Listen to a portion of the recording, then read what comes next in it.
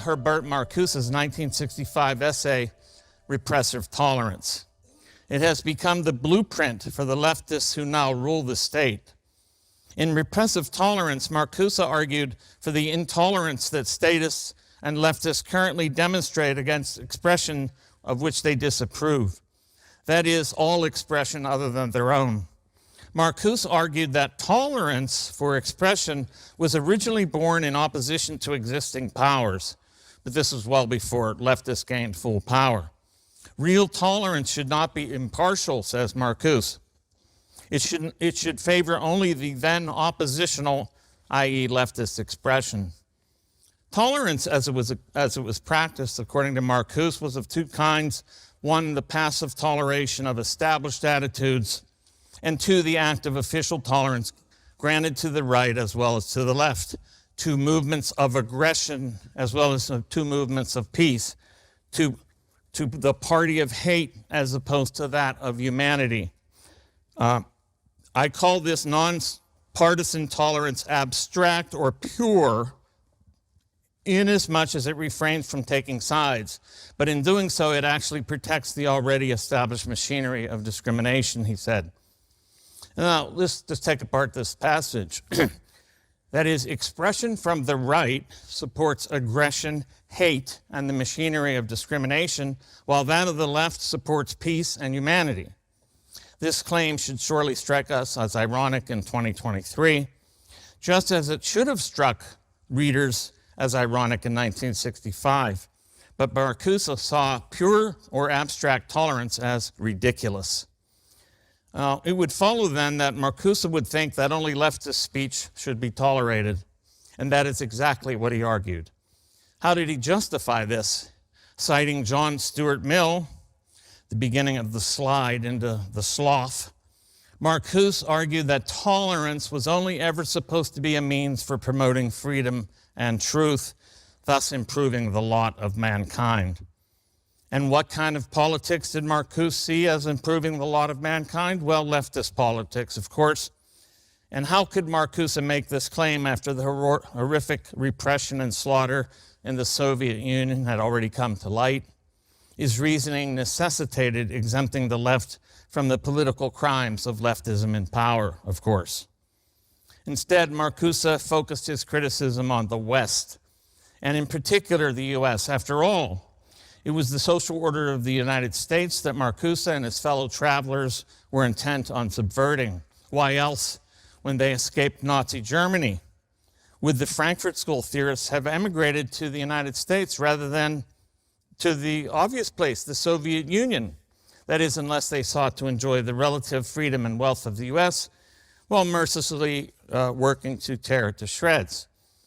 So, Marcuse argues that real tolerance must begin with stopping the words and images which feed this consciousness that supports the repressive status quo. In other words, to have a liberating tolerance, as he called it, rather than a repressive tolerance, repression of the right is essential. And then Marcuse openly admitted, to be sure, this is censorship, even pre-censorship, but openly directed against the more or less hidden censorship that permeates the free media. And who should be the arbiters of this expression? Well, people like Marcuse or Shaviro, of course. There you have it. Suppression and censorship of the right are not only allowable, but absolutely necessary, because the expression and deeds of the right cannot be tolerated if we're to have real tolerance. If that accounts for the regime's belief that it has the right, nay, the very obligation to shut down expression and action deemed regressive or of the right, the following accounts for its justification for using violence to do so. Quote, but I believe there is a natural right of resistance for oppressed and overpowered minorities to use extra-legal means if the legal ones have proved to be inadequate. So there's your justification for violating the non-aggression principle in response to speech. Enter Stephen Shaviro and his ilk. They now hold near total power in the United States. But did it ever occur to such leftists as Marcuse that repression comes from the state and its governmentalities, and thus vesting power in the left was a formula for totalitarianism? I suggest that it did, and that's exactly what Marcuse wanted. Leftism is endemically totalitarian. And now I'm going to shift to talk about the political orientation of the regime, and I'm going to speak about globalism. And I want to just clarify what globalism is as I see it. Globalism is the simultaneous expansion of power and the state's power at the same time as the erosion of the home front, of the nation itself, of its sovereignty and so forth. This is a particular and very perplexing phenomenon, and why many people are just baffled by what the hell's going on, right? So the top-down orientation of the current regime is globalism, and it makes no practical difference whether the World Economic Forum, the United Nations, or any other globalist organization are behind this program, although they are. It has been fully embraced by the state and its corporate governmentalities. Globalism does have as its aim the de facto, if not legal, dissolution of the sovereignty of the nation. It aims at eradicating borders, nullifying the Constitution, and abrogating the rights of its citizens. It means to control the consumption, reduce the living standards of its subjects, while also reducing their population, I'm afraid.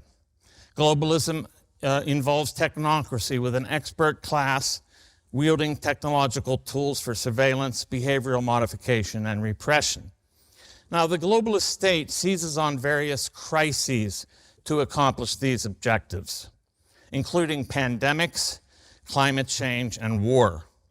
At home and abroad, it thrives on anarcho-tyranny, cultural and political disorientation, the devaluing of the currency, and of economic sanctions as well. It uses also something called stakeholder capitalism and its environmental, social, and governance index as weapons. Now, ESG is an extra or paragovernmental instrument of coercion that is increasingly backed by the government. What is wrong with it? It infringes on property rights, it distorts markets, and it coerces producers into accepting its precepts. It thereby establishes a woke cartel of approved producers while eliminating the non-compliant from the market and even civil life, all the while eroding the industrial, energy, and agricultural bases of the Western world. Now, you've heard of this term, and I'm trying to explain what the hell is going on with this. And this is wokeness. The quasi-official dogma of the statist globalist regime is a leftist totalitarian ideology called wokeness. Wokeness functions to censor speech, suppress dissidents, and pit supposedly beleaguered identity groups against the majority. It denies property rights by forcing organizations to hire and promote people on the basis of identity and by treating ownership as a privilege that can be revoked. It aims at banning the freedom of association and eviscerating the remnants of the natural social order.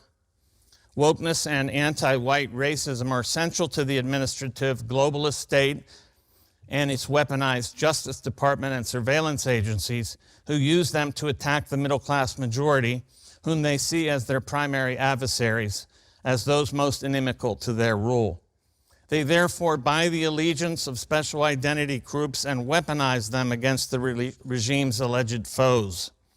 This explains the Biden administration's insistence that white nationalism represents the #1 domestic threat to the nation when white nationalists comprise a minuscule fraction of the population. And meanwhile, corporate capitalists, why do they embrace wokeness? Well, they curry the favor with the government and embrace the state religion because they understand who is wielding power and who can strip them of their wealth. They also recognize the power of the woke cartel, as I call it, which combines companies and some activists who threaten to cancel them if they fail to kowtow to woke demands by sufficiently censoring speech, by adhering to official narratives, or meeting ESG criteria, including the promotion of transgender ideology. Thus, cloaked under a thin scrim of anti-racist, progressive, and environmentalist rhetoric, wokeness is a statist and centralized, but it also emanates from these extra-governmental organizations and corporations, these governmentalities. Which they impose extra-governmental sanctions, both on businesses and individuals, over and above those decreed by the state. Globalism represents a further growth phase of this woke corporate state hegemon. Woke imperialism, which we're seeing in full play in connection with Russia, works to dissolve any national or local community and to intensify the globalist state's control and extension over more and more of the world.